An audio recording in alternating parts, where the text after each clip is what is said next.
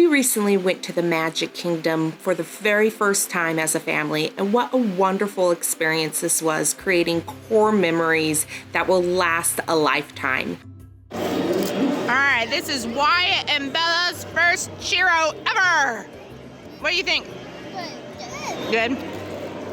Well, on this adventure today, we are going to be visiting the Animal Kingdom, seeing some really up-close animals, and we will also take you on a little tour of where we have been staying with some amazing themed rooms.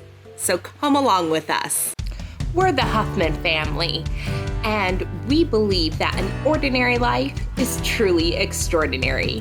Whether you're staying close to home or traveling the world, there's an extraordinary adventure around every corner.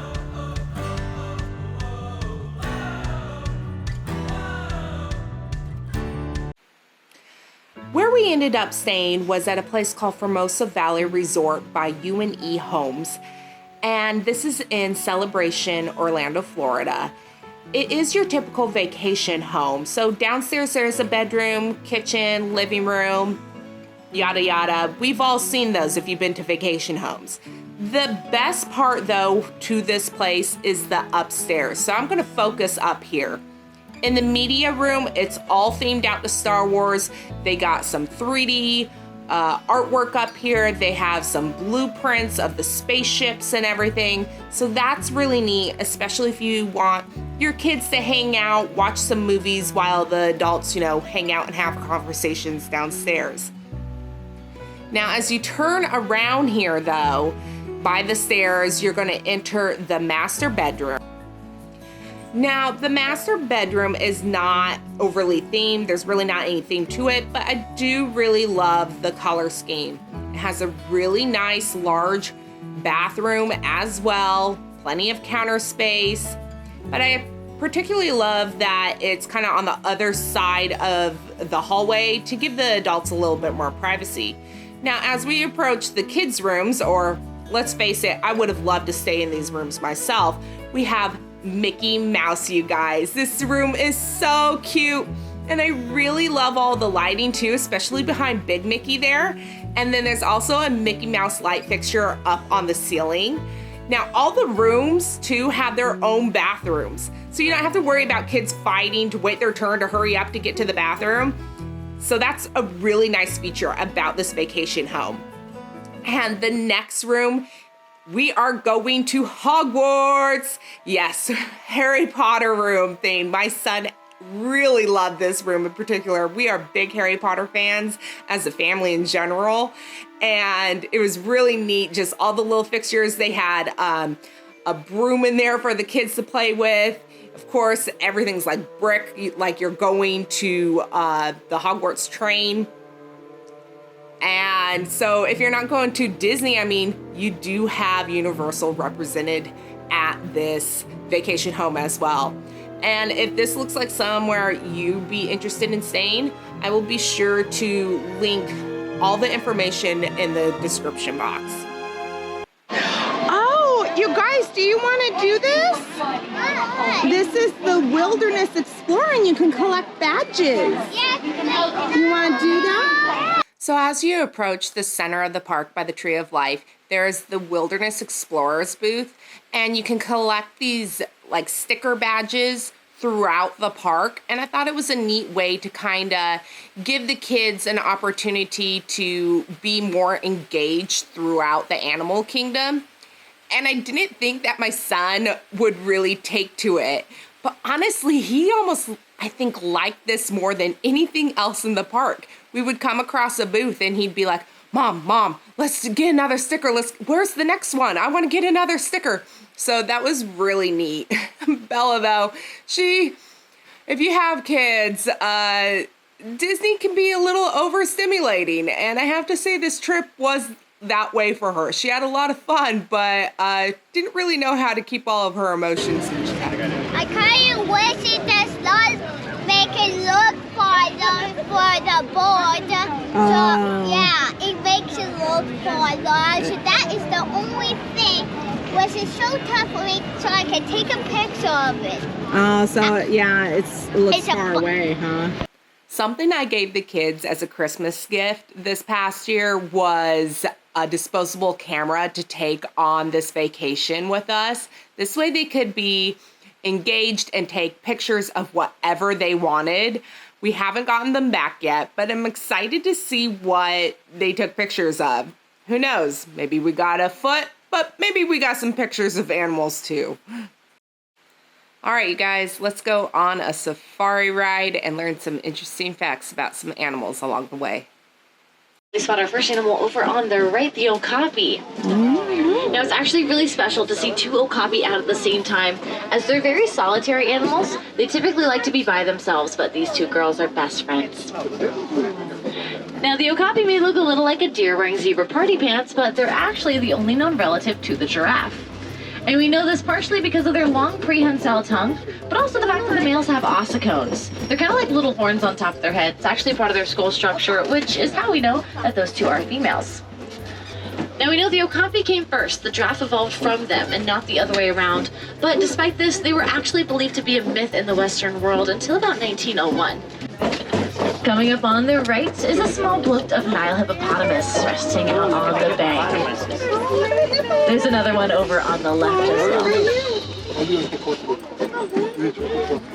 That's actually really cool that we even see them out of the water like that, as they have really sensitive skin that burns easily, so they actually release an oil that's basically the same color as their skin.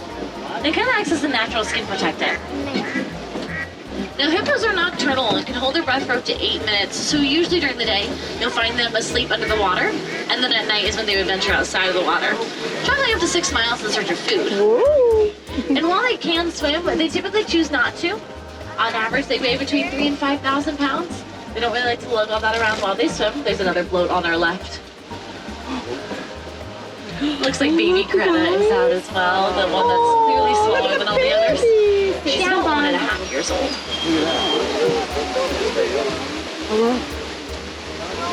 Look at this, what you can do. That's so cool.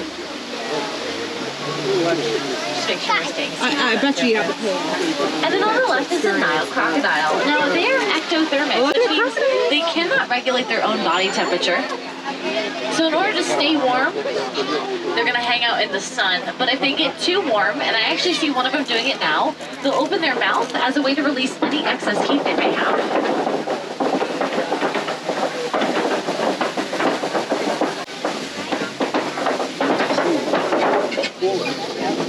Now, the Nile crocodile is the second largest of the crocodilian species, just behind the American crocodile. And the biggest grin right now. This ride is so much fun. And although their jaws are incredibly strong, they can be... And if you're having as much fun as I am right now, go ahead and hit that subscribe button so you can join us on more adventures.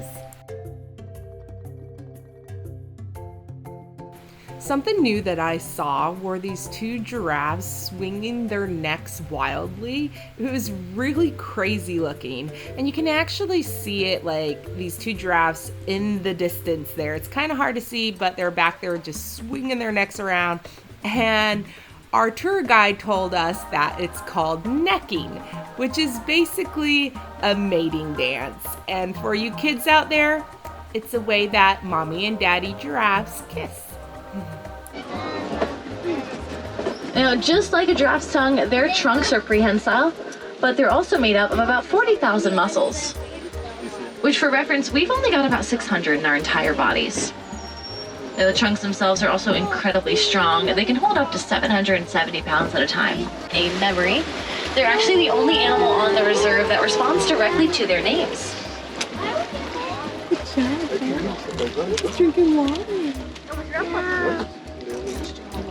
I take 2 elephants. So. Now, going up to the left is a flamboyance of greater flamingos.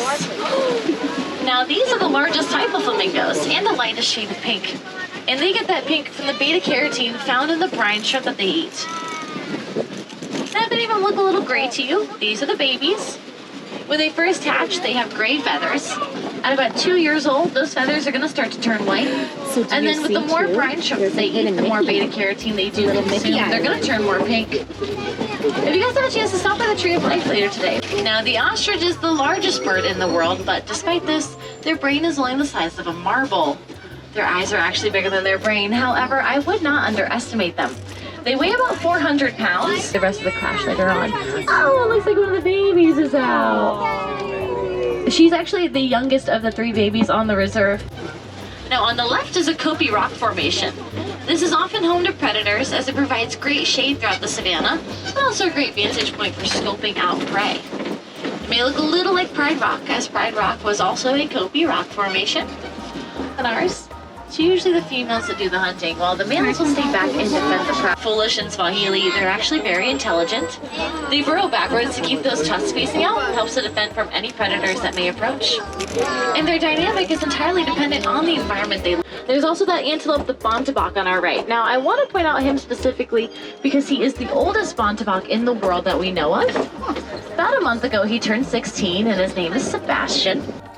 As we pass the Nigerian dwarf goats, our safari ride is coming to an end, but I hope you caught some interesting facts about some animals along the way. But we are now going to leave planet Earth and head over to Pandora. Entering the land of Pandora is truly a sight to behold. Even if you're not a fan of the Avatar movies, this place is so cool looking. From the towering cliffs that look like they're just hanging in midair to the cascading waterfalls. It is beautiful, whether you're coming during the day or at night, which we weren't able to see, but I hear it's really cool because everything just kind of lights up and glows and comes alive. We were able to go on both rides. The Flight of Passage did not record, but it was a blast. One of my favorite rides. I was grinning from ear to ear. I can see why people wait in the long, long lines for this ride. We also went on the Navi water journey boat ride, and it is really dark, so I tried to do my best to capture as much footage as I can, but I'll go ahead and put that footage in there.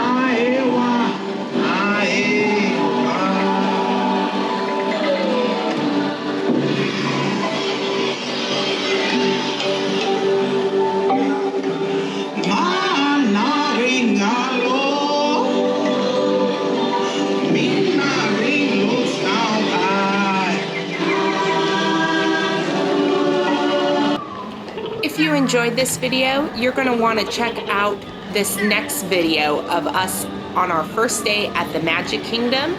And remember to hit that like button and that subscribe button. And remember, as always, you guys, an ordinary life is truly extraordinary.